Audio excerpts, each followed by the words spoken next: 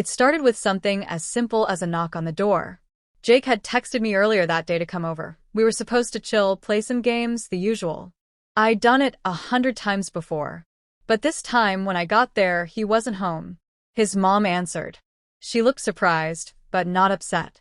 He ran out for a bit. "Forgot to tell you?" she asked, arching an eyebrow. "Come in. He shouldn't be long."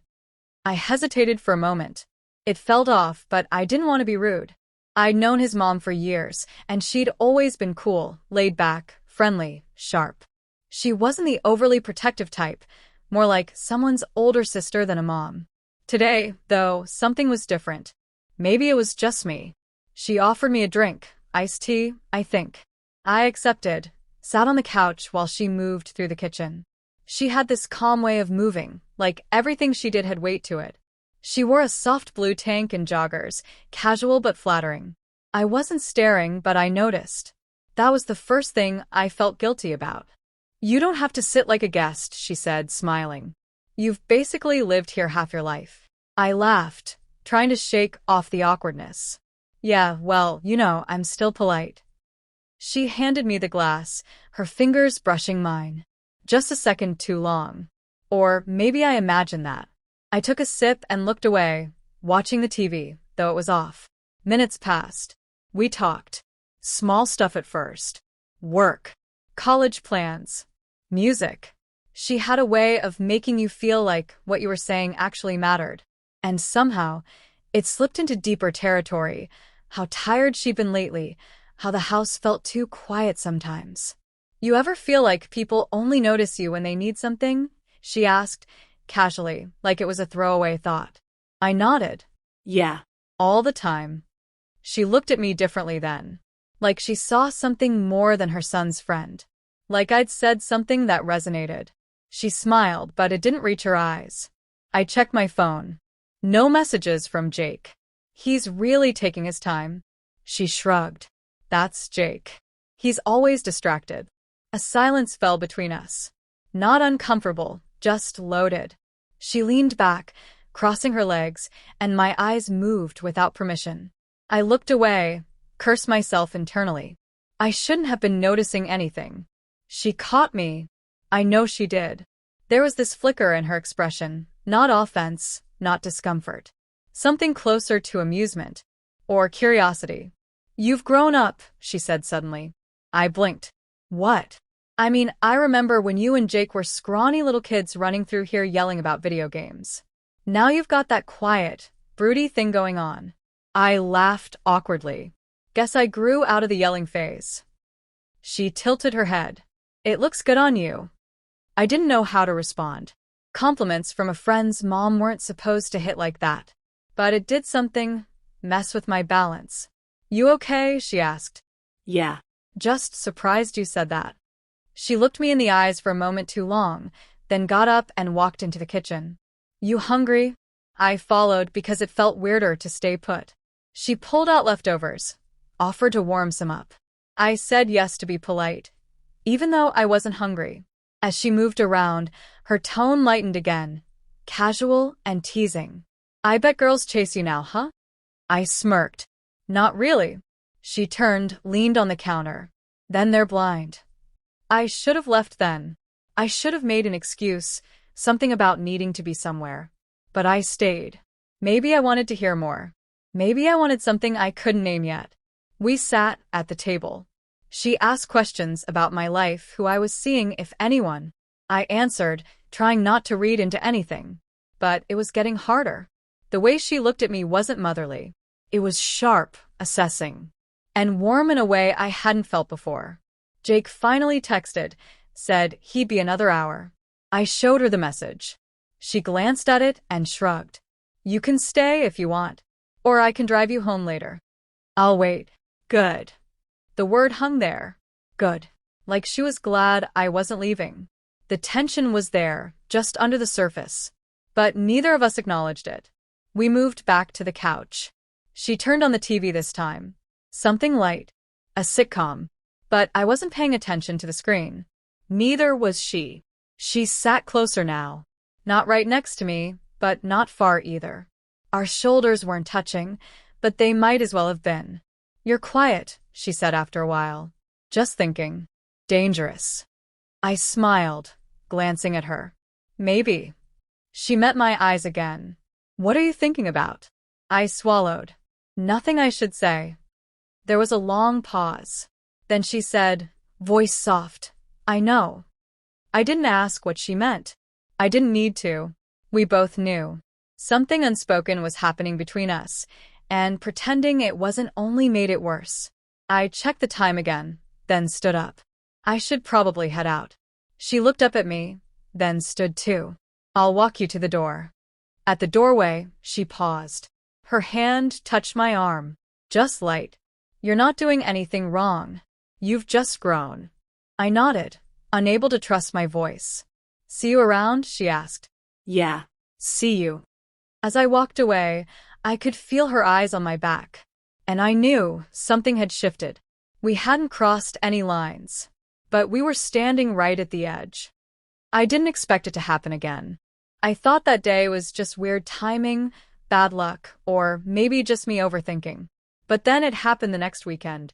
Jake called me over again, same routine, but when I got there, his mom answered. Again. And again, Jake wasn't home. Ran to the store, she said. He should be back soon. Her smile was easier this time, more familiar. This time I didn't hesitate. I stepped inside like it was normal, even though everything in me said it wasn't. She asked if I wanted anything. I said no, but she made coffee anyway. She poured it like we were old friends, sat across from me at the kitchen table, like we had something to talk about. You seem tense, she said, watching me. I'm not. You always lie that badly? I didn't answer. She laughed softly and stirred her coffee. The air between us wasn't casual anymore. It was knowing. She looked at me like I was no longer the same kid who used to crash here for sleepovers. And I wasn't. We talked again. About life. She asked if I was dating. I said no. She asked why. I shrugged. She looked at me like she already knew. You've always had this quiet confidence, she said. I used to think it was shyness. But now I think you just don't bother wasting words. That stuck with me. I'd never thought about myself like that. And the way she said it, like it was something attractive, made it hard to ignore. She leaned forward, elbows on the table.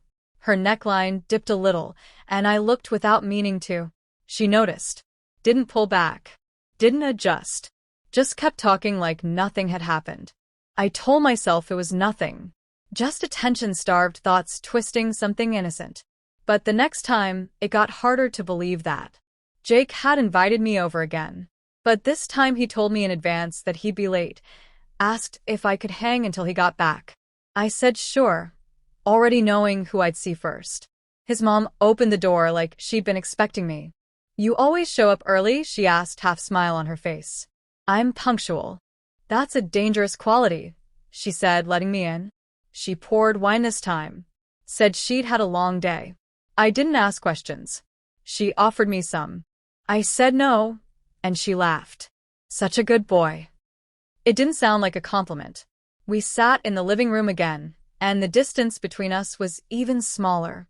Her leg brushed mine when she shifted. She didn't apologize. I didn't move. You know, it's funny, she said after a long silence.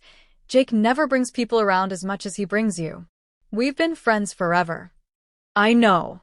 But still. She looked at me. He trusts you. The guilt hit right there. The way she said it, like it had weight.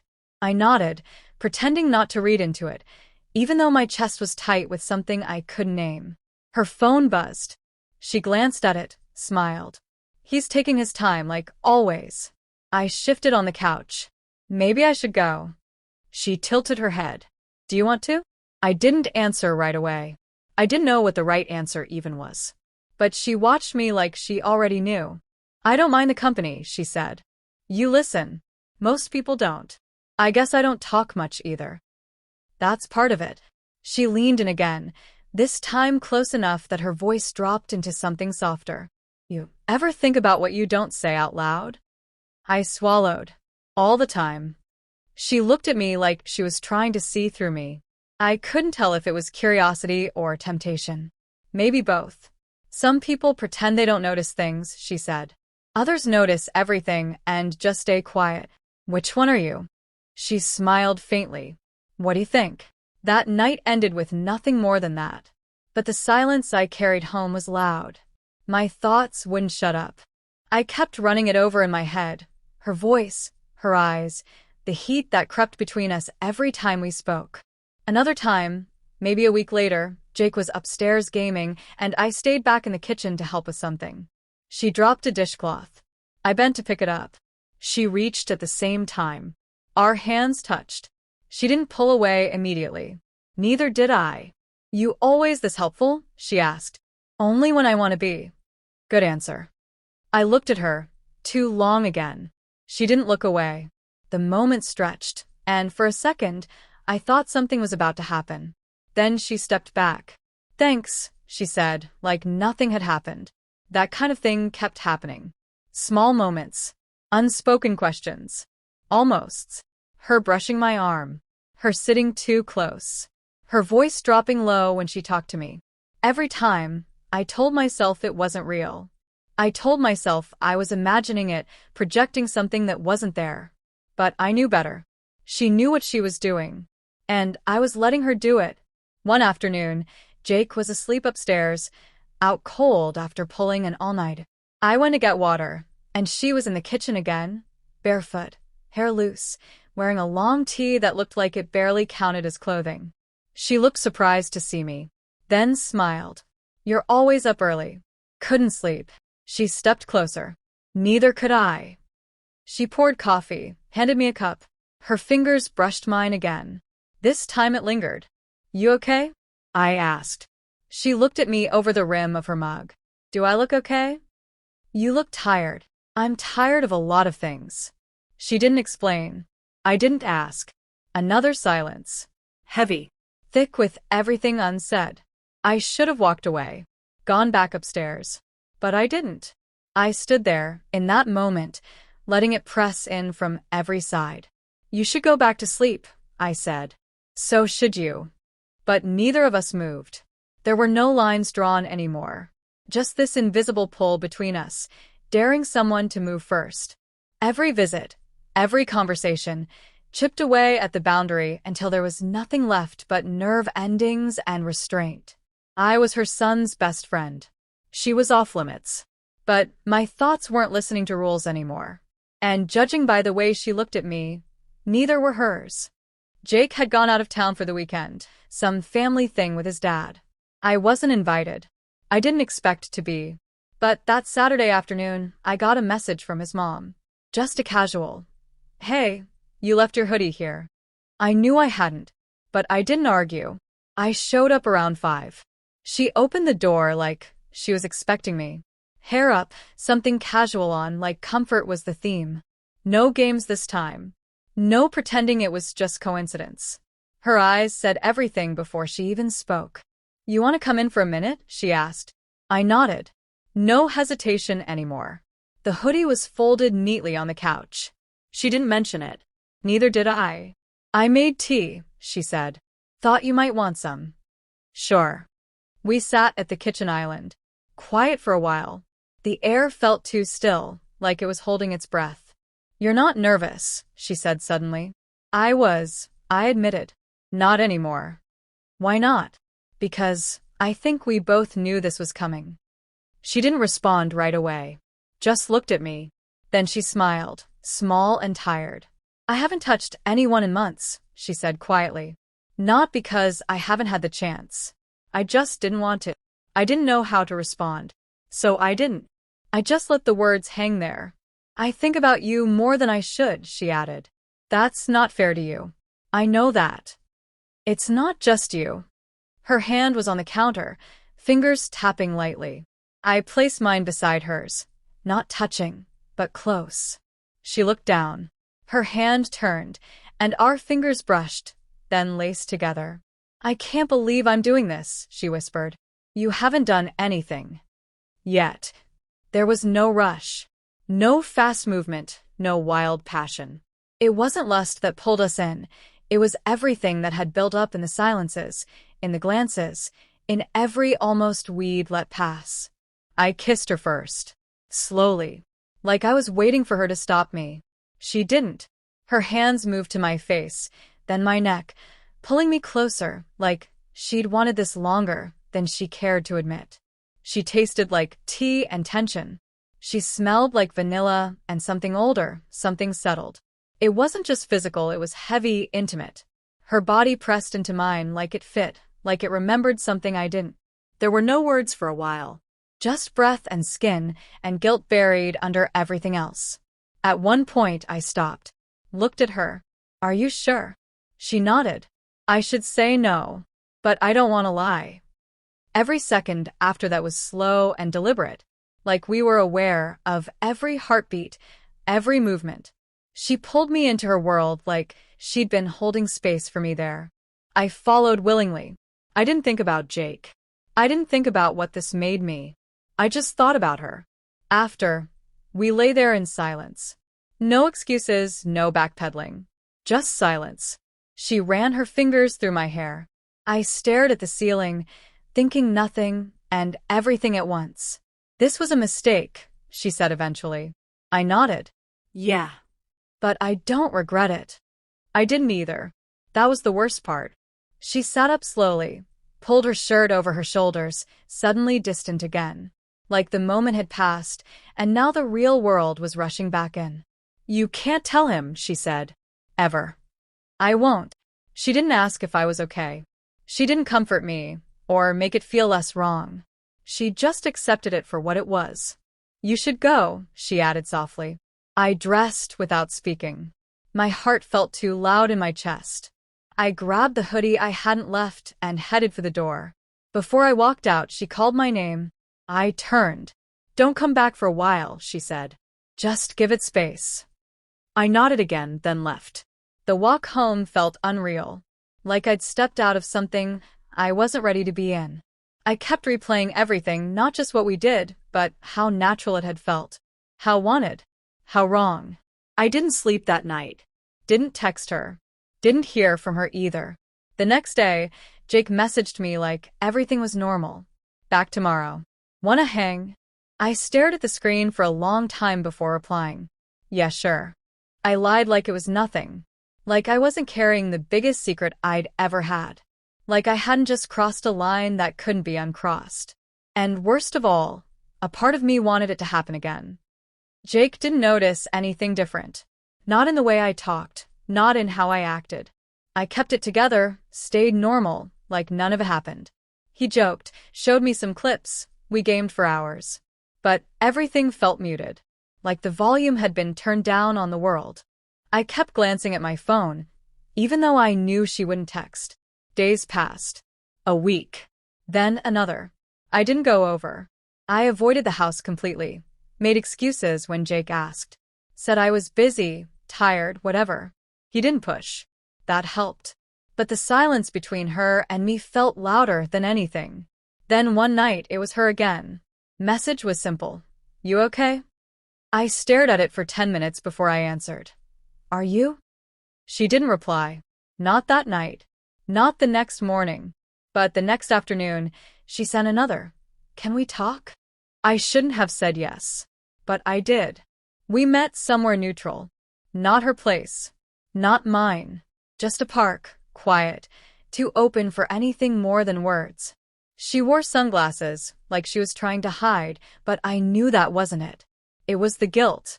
It sat on both of us like fog. She spoke first. I thought I could handle it. I stayed quiet. Let her talk.